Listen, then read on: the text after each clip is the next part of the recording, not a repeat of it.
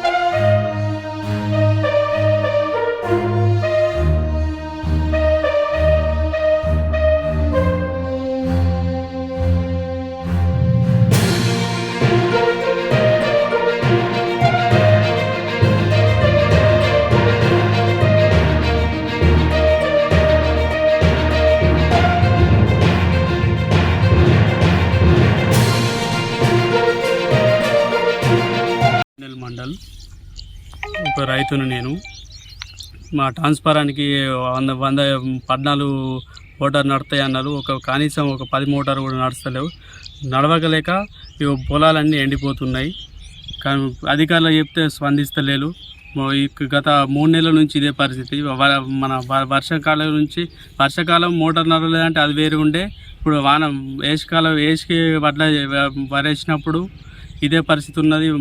అధికారులు చెప్తే మేము 2 రోజులలో చేస్తాం, 3 రోజులలో చేస్తామంటే ఒక్కరోజు కూడా చేస్తలేదు. ఇదే పరిస్థితి ఉన్నది. పొలం అంతా ఎండిపోతున్నది.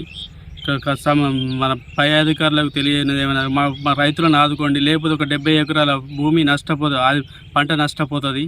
కావున మీరు స్పందించగలరని కోరుతున్నాం. నేను రైతును, నా పేరు విఘ్నేష్.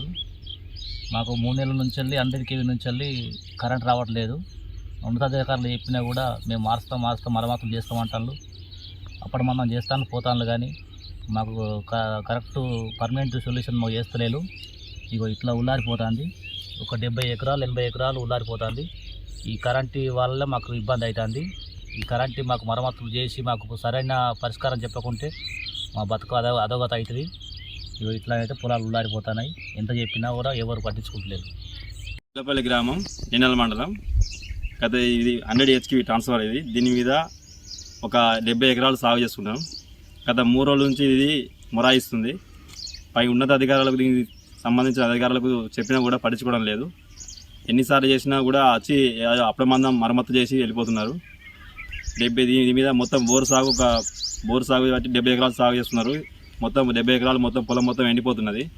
ఉన్న అధికారులు ఎన్నిసార్లు చెప్పినా కూడా పట్టించుకోవడం లేదు.